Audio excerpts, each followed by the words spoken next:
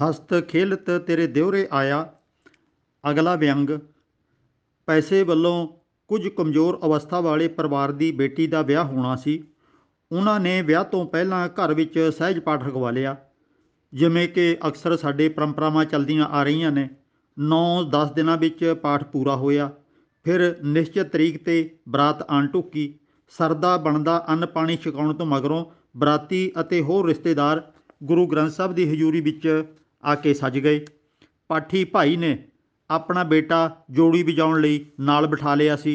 ਇਹੋ ਜਿਹਾ ਸਰਿਆ ਬਣਿਆ ਉਹਨਾਂ ਕੀਰਤਨ ਕੀਤਾ, ਕਿਉਂਕਿ ਪਤਾ ਹੀ ਹੈ ਆਮ ਗਰੀਬ ਪਰਿਵਾਰਾਂ ਦੇ ਘਰ ਵਿੱਚ ਪਾਠ ਜਾਂ ਕੀਰਤਨ ਵਾਸਤੇ ਕੋਈ ਪ੍ਰਸਿੱਧ ਰਾਗੀ ਤਾਂ ਜਾਂਦਾ ਕੋਈ ਨਹੀਂ, ਆਮ ਪੇਂਡੂ ਭਾਈ ਸੀ। ਫਿਰ ਲਾਵਾਂ ਪੜ੍ਹੀਆਂ, ਅਰਦਾਸ ਹੋਈ ਤੇ ਹੁਕਮਨਾਮਾ ਲਿਆ। ਭਾਈ ਜੀ ਨੇ ਦੋਵਾਂ ਪਰਿਵਾਰਾਂ ਨੂੰ ਵਧਾਈਆਂ ਦੀ ਵੀ ਖੂਬ ਝੜੀ ਲਾ ਦਿੱਤੀ।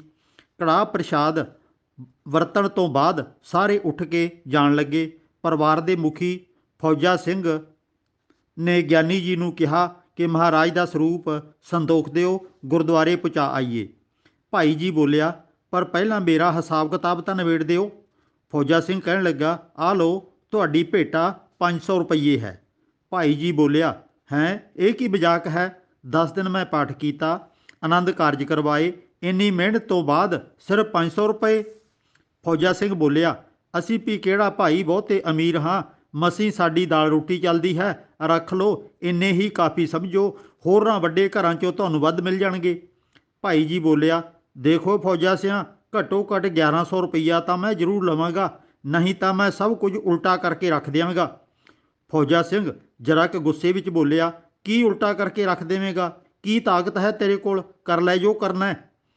ਭਾਈ ਜੀ ਬੋਲਿਆ, ਮੈਂ ਪਾਠ ਵੀ ਉਲਟਾ ਕਰਕੇ ਰੱਖ ਦਿਆਂਗਾ, ਆਨੰਦ ਕਾਰਜ ਵੀ ਪੁੱਠਾ ਕਰ ਦਿਆਂਗਾ। ਫੌਜਾ ਸਿੰਘ, ਜੋ ਪਾਠ ਹੋ ਗਿਆ ਤੇ ਵਿਆਹ ਹੋ ਗਿਆ, ਆਨੰਦ ਕਾਰਜ ਹੋ ਗਿਆ, ਅਰਦਾਸ ਹੋ ਗਈ, ਤੂੰ ਹੁਣ ਪੁੱਠਾ ਕਿਵੇਂ ਕਰ ਦੇਂਗਾ? ਭਾਈ ਜੀ ਗੁੱਸੇ 'ਚ ਆ ਕੇ ਬੋਲਿਆ, ਲੈ ਫਿਰ ਧਿਆਨ ਨਾਲ ਸੁਣ ਲੈ ਭਾਈ, ਮੈਂ ਲੱਗਿਆ ਸਭ ਕੁਝ ਪੁੱਠਾ ਕਰਨ। ਭਾਈ ਨੇ ਪਰਿਵਾਰ ਦੇ ਮੁਖੀ ਨੂੰ ਸੁਣਾ ਕੇ ਉੱਚੀ ਉੱਚੀ ਬੋਲਣਾ ਸ਼ੁਰੂ ਕੀਤਾ, ਮੇਰੀ ਮਾਏ ਆਨੰਦ ਤਾਂ ਭਿਆ ਹੀ ਨਹੀਂ। ਭਾਵ ਕਿ ਜਦੋਂ ਅਸੀਂ ਕਹਿੰਦੇ ਆ ਨਾ, ਆਨੰਦ ਭਿਆ ਮੇਰੀ ਮਾਏ, ਸਤਿਗੁਰੂ ਮੈਂ ਪਾਇਆ, ਭਾਈ ਜੀ ਨੇ ਸਾਰੀਆਂ ਗੱਲਾਂ ਉਲਟਾਉਣੀਆਂ ਸ਼ੁਰੂ ਕਰ ਦਿੱਤੀਆਂ। ਮੇਰੀ ਮਾਏ ਆਨੰਦ ਤਾਂ ਭਿਆ ਹੀ ਨਹੀਂ, ਸਤਿਗੁਰੂ ਤਾਂ ਮੈਂ ਪਾਇਆ ਹੀ ਨਹੀਂ, ਰਾਗ ਰਤਨ ਪਰਿਵਾਰ ਪਰੀਆਂ ਸ਼ਬਦ ਗਾਵਣ ਤਾਂ ਆਈਆਂ ਹੀ ਨਹੀਂ। ਹੇ ਬੇਭਾਗੀਓ, ਸਗਲ ਮਨੋਰਥ ਪੂਰੇ ਹੋਏ ਹੀ ਨਹੀਂ, ਪਾਰ ਬ੍ਰਹਮ ਅਸੀਂ ਪਾਇਆ ਹੀ ਨਹੀਂ, ਦੁੱਖ ਦੂਰ ਤਾਂ ਸਾਡੇ ਦੂਰ ਹੋਏ ਹੀ ਨਹੀਂ, ਸੱਚੀ ਬਾਣੀ ਸੁਣੀ ਹੀ ਨਹੀਂ, ਜਿਨ੍ਹਾਂ ਨੇ ਸੁਣਿਆ ਹੀ ਵੀ ਉਹ ਪਵਿੱਤਰ ਹੋਏ ਹੀ ਨਹੀਂ। ਫਿਰ ਅਰਦਾਸ ਵੱਲ ਭਾਈ ਜੀ ਆ ਗਿਆ, 10 ਪਾਤਸ਼ਾਹੀਆਂ ਨੂੰ ਤਾਂ ਅਸੀਂ ਯਾਦ ਕੀਤਾ ਹੀ ਨਹੀਂ, 5 ਪਿਆਰਿਆਂ 4 ਸਾਹਿਬਜ਼ਾਦਿਆਂ ਨੂੰ ਅਸੀਂ ਯਾਦ ਕੀਤਾ ਹੀ ਨਹੀਂ, ਇਸ ਘਰ ਵਿੱਚ ਸਹਿਜ ਪਾਠ ਤਾਂ ਹੋਇਆ ਹੀ ਨਹੀਂ, ਆਨੰਦ ਕਾਰਜ ਦੀ ਰਸਮ ਪੂਰੀ ਹੋਈ ਹੀ ਨਹੀਂ।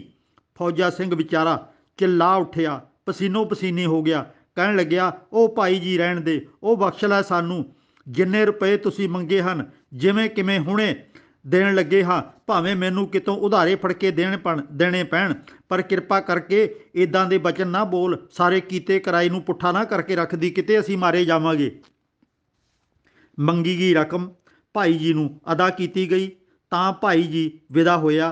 ਪਰਿਵਾਰ ਦਾ ਸਾਹ ਵਿੱਚ ਸਾਹ ਆਇਆ ਕਿ ਚਲੋ ਸਾਰਾ ਕਾਰਜ ਉਲਟ ਜਾਣੋਂ ਬਚਾ ਲਿਆ, ਪਰ ਬੜਾ ਖਰਚਾ ਕਰਕੇ, ਬੜੇ ਪਰੇਸ਼ਾਨੀਆਂ ਦੇ ਵਿੱਚੋਂ ਦੀ ਲੰਘ ਕੇ ਪੁੱਠਾ ਹੋਇਆ ਕਾਰਜ ਮਸੀਂ ਪਰਿਵਾਰ ਨੇ ਸਿੱਧਾ ਕੀਤਾ। ਤੁਹਾਡਾ ਕੀ ਵਿਚਾਰ ਹੈ? ਹੱਸੋਗੇ ਕਿ ਇਹਦੇ 'ਤੇ ਰੋਵੋਗੇ? ਇਹ ਤੁਹਾਡੀ ਆਪਣੀ ਮਰਜ਼ੀ ਹੈ। ਆਖੋ ਸਤਨਾਮ। ਅਗਲਾ ਵਿਅੰਗ। ਗਿਆਨ ਤੋਂ ਸਖਣੇ ਸ਼ਰਧਾ ਵਿੱਚ ਡੁੱਬੇ ਹੋਏ ਬੇਅੰਤ ਸਿੱਖ ਹਰ ਰੋਜ਼ ਗੁਰਦੁਆਰੇ ਨਮਸਕਾਰਾਂ ਕਰਨ ਆਉਂਦੇ ਹਨ। ਮਨੋਕਾਮਨਾਵਾਂ ਦੀ ਪੂਰਤੀ ਲਈ ਅਰਦਾਸਾਂ ਵੀ ਕਰਾਉਂਦੇ ਹਨ। ਅਰਦਾਸ ਨਿਮਿਤ ਭਾਈ ਜੀ ਨੂੰ ਮਾਇਆ ਵੀ ਦਿੰਦੇ ਹਨ। ਸਮਰੱਥਾ ਮੁਤਾਬਕ ਮਾਇਆ ਗੋਲਕ ਵਿੱਚ ਪਾਉਂਦੇ ਹਨ। ਕਈ ਵਾਰੀ ਸਤਿਕਾਰ ਸਹਿਤ ਦੇਗ ਵੀ ਕਰਾਉਂਦੇ ਹਨ। ਸਭ ਕੁਝ ਕਰਵਾ ਕੇ ਤਸੱਲੀ ਨਾਲ ਪਰਤ ਜਾਂਦੇ ਹਨ ਕਿ ਹੁਣ ਸਾਰੇ ਕਾਰਜ ਪੂਰੇ ਹੋਏ ਹੀ ਸਮਝੋ।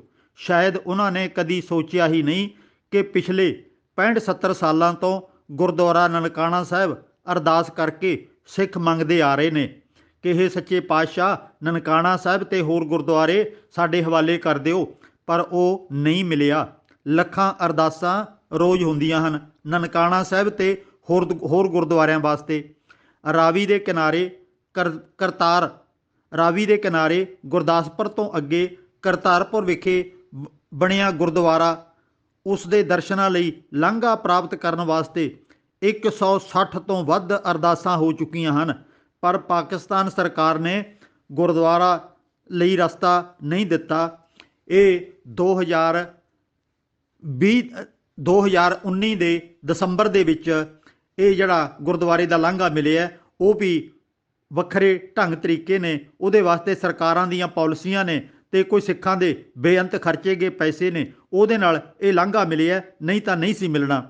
ਨਾ ਭਾਰਤ ਸਰਕਾਰ ਨੇ ਕੋਈ ਮਦਦ ਕੀਤੀ। ਪੰਥ ਦੀ ਚੜ੍ਹਦੀ ਕਲਾ ਦੀਆਂ ਔਰ ਅੰਨ ਧਨ ਦੀਆਂ ਅਰਦਾਸਾਂ ਨਿੱਤ ਹੁੰਦੀਆਂ ਨੇ। ਸਿੱਖਾਂ ਦਾ ਮਨ ਨੀਵਾਂ, ਮਤ ਉੱਚੀ ਦੀਆਂ ਅਰਦਾਸਾਂ, ਸਿੱਖਾਂ ਨੂੰ ਸਿੱਖੀ ਦਾਨ, ਕੇਸ ਦਾਨ ਦੀਆਂ ਅਰਦਾਸਾਂ, ਵੋਟਾਂ ਵਿੱਚ ਜਿੱਤ ਪ੍ਰਾਪਤ ਕਰਨ ਦੀਆਂ ਅਰਦਾਸਾਂ, ਨੌਕਰੀਆਂ ਪ੍ਰਾਪਤ ਕਰਨ ਦੀਆਂ ਅਰਦਾਸਾਂ, ਬਿਮਾਰੀਆਂ ਤੋਂ ਮੁਕਤੀ ਦੀਆਂ ਅਰਦਾਸਾਂ, ਵਿਆਹ ਦੀਆਂ ਅਰਦਾਸਾਂ, ਪੁੱਤਰ ਪ੍ਰਾਪਤੀ ਦੀਆਂ ਅਰਦਾਸਾਂ, ਕਿੰਨੀਆਂ ਅਰਦਾਸਾਂ ਰੋਜ਼ ਹੋ ਰਹੀਆਂ ਨੇ। ਤੇ ਕਦੀ ਸੋਚਿਆ ਕਿ ਇੰਨੀਆਂ ਸਾਰੀਆਂ ਅਰਦਾਸਾਂ ਨਾਲ ਪ੍ਰਾਪਤੀ ਕੀ ਹੋਈ ਹੈ? ਕਦੀ ਠਰਮੇ ਨਾਲ ਸੋਚ ਕੇ ਵੇਖੋ ਕਿ ਇਹ ਅਰਦਾਸਾਂ ਪੂਰੀਆਂ ਕਿਉਂ ਨਹੀਂ ਹੁੰਦੀਆਂ। ਸਿੱਖ ਸਮਾਜ ਅਨੰਤ ਮੁਸੀਬਤਾਂ ਵਿੱਚ ਫਸਿਆ ਹੋਇਆ, ਮਾਨੋ ਮਰਨ ਕਿਨਾਰੇ ਪਹੁੰਚਿਆ ਹੋਇਆ ਹੈ। ਫਿਰ ਪੰਥ ਦੀ ਬਿਗੜੀ ਕਿਉਂ ਨਹੀਂ ਸੰਵਰਦੀ? ਦਰਬਾਰ ਸਾਹਿਬ ਤੇ 1984 ਵਿੱਚ ਹਮਲਾ ਹੋਇਆ। ਨਵੰਬਰ 84 ਵਿੱਚ ਸਿੱਖਾਂ ਨੂੰ ਕੋਹ ਕੇ ਦੇਸ਼ ਭਰ ਵਿੱਚ ਮਾਰਿਆ ਗਿਆ। 2 ਲੱਖ ਦੇ ਲਗਭਗ ਸਿੱਖ ਨੌਜਵਾਨ ਤੜਫਾ ਕੇ ਤਸੀਹੇ ਦੇ ਕੇ ਸਰਕਾਰਾਂ ਵੱਲੋਂ ਕਤਲ ਕਰ ਦਿੱਤੇ ਗਏ। ਕੀ ਉਹਨਾਂ ਮੁਸੀਬਤਾਂ ਵਿੱਚ ਗਰਸੇ ਸਿੱਖਾਂ ਨੇ ਅਰਦਾਸਾਂ ਨਹੀਂ ਕੀਤੀਆਂ ਹੋਣਗੀਆਂ? ਦੁੱਖਾਂ ਵਿੱਚ ਫਸਿਆ ਹਰ ਮਨੁੱਖ ਅਰਦਾਸ ਕਰਦਾ ਹੈ। ਫਿਰ ਦੁਖਿਆਰੇ ਸਿੱਖਾਂ ਦਾ ਬਚਾਓ ਕਿਉਂ ਨਹੀਂ ਹੋਇਆ? ਅਗਰ ਮੇਰੀਆਂ ਲਿਖੀਆਂ ਕੌੜੀਆਂ ਲੱਗਣ ਤਾਂ ਮੈਂ ਮਾਫੀ ਚਾਹੁੰਦਾ ਹਾਂ, ਪਰ ਤੁਸੀਂ ਧਰਮ ਮੁਖੀਆਂ, ਜਥੇਦਾਰਾਂ, ਸਾਧਾਂ ਸੰਤਾਂ ਅਤੇ ਬ੍ਰਹਮ ਗਿਆਨੀਆਂ ਨੂੰ ਇਸ ਤਰ੍ਹਾਂ ਦੇ ਸਵਾਲ ਕਰਕੇ ਕਦੀ ਜਵਾਬ ਤਾਂ ਮੰਗ ਲਓ। ਕਰਤਾਰਪੁਰ ਵਾਲੇ ਗੁਰਦੁਆਰੇ ਨੂੰ ਜਾਣ ਵਾਸਤੇ ਪਾਕਿਸਤਾਨ ਸਰਕਾਰ ਤੋਂ ਲਾਂਘਾ ਲੈਣ ਵਾਸਤੇ 160 ਅਰਦਾਸਾਂ ਹੋ ਚੁੱਕੀਆਂ ਹਨ, ਪੂਰੀ ਇੱਕ ਵੀ ਨਹੀਂ ਹੋਈ। ਅਜਿਹਾ ਕਿਉਂ? ਇਹਦੇ ਬਾਰੇ ਮੈਂ ਪਹਿਲਾਂ ਦੱਸ ਚੁੱਕਿਆ ਕਿ ਅਰਦਾਸਾਂ ਨਾਲ ਨਹੀਂ ਇਹ ਲਾਂਘਾ ਖੁੱਲ੍ਹਿਆ, ਤੇ ਇਹਦੇ ਕਾਰਨ ਹੋਰ ਨੇ, ਰਾਜਨੀਤਿਕ ਨੇ। ਤੇ ਯਾਦ ਰਵੇ, ਜੇ ਇਹ ਲਾਂਘਾ ਖੁੱਲ੍ਹ ਵੀ ਗਿਆ ਤੇ ਹਜ਼ਾਰਾਂ ਗੁਰਦੁਆਰੇ ਪਹਿਲਾਂ ਵੀ ਬਣੇ ਹੋਏ ਨੇ। ਇੱਕ ਕਰੋੜਾਂ ਅਰਬਾਂ ਰੁਪਈਆ ਖਰਚ ਕਰਕੇ ਇੱਕ ਕਰਤਾਰਪੁਰ ਵਾਲਾ ਗੁਰਦੁਆਰਾ ਹੋਰ ਉਸਾਰ ਲਿਆ। ਜੇ ਲਾਂਘਾ ਖੁਲਵਾ ਲਿਆ ਤਾਂ ਇਹਦੇ ਨਾਲ ਸਿੱਖਾਂ ਨੂੰ ਕੀ ਪ੍ਰਾਪਤੀ ਹੋ ਗਈ? ਕੀ ਸਿੱਖਾਂ ਦੀ ਚੜ੍ਹਦੀ ਕਲਾ ਹੋ ਗਈ? ਸਿੱਖਾਂ ਦੇ ਸਾਰੇ ਮਸਲੇ ਹੱਲ ਹੋ ਗਏ? ਸਿੱਖ ਅਕਲਮੰਦ ਬਣ ਗਏ? ਸਿੱਖ ਬਹਾਦਰ ਬਣ ਗਏ? ਸਿੱਖਾਂ ਨੇ ਆਪਣਾ ਰਾਜਪਾਟ ਪ੍ਰਾਪਤ ਕਰ ਲਿਆ? ਜਿਹੜੀਆਂ ਇੰਨੇ ਸਾਲਾਂ ਤੋਂ ਲਟਕਦੀਆਂ ਮੰਗਾਂ, ਕਿਹਾ ਜਾਂਦਾ ਹੈ ਸਾਡਾ ਪਾਣੀ ਖੋਹ ਲਿਆ, ਸਾਡੀ ਬਿਜਲੀ ਖੋਹ ਲਈ, ਸਾਡੇ ਪੰਜਾਬੀ ਬੋਲਦੇ ਇਲਾਕੇ ਖੋਹ ਲਏ, ਕੀ ਉਹ ਮਿਲ ਗਏ? ਕੀ ਬੇਈਮਾਨ ਲੀਡਰਾਂ ਤੋਂ ਸਿੱਖਾਂ ਦਾ ਖਹਿੜਾ ਛੁੱਟ ਗਿਆ? ਕੀ ਪੜ੍ਹੇ ਲਿਖਿਆ ਤਬਕਾ ਸਾਡਾ ਸਿੱਖਾਂ ਦਾ ਕੋਈ ਸੁਧਾਰ ਕਰਨ ਵਾਸਤੇ ਅੱਗੇ ਆਇਆ? ਪਰ ਕੁਝ ਵੀ ਨਹੀਂ ਹੋਇਆ। ਅਰਦਾਸਾਂ ਹੋ ਰਹੀਆਂ ਨੇ, ਸਮਾਂ ਅਤੇ ਪੈਸਾ ਬਰਬਾਦ ਕੀਤਾ ਜਾ ਰਿਹਾ ਹੈ।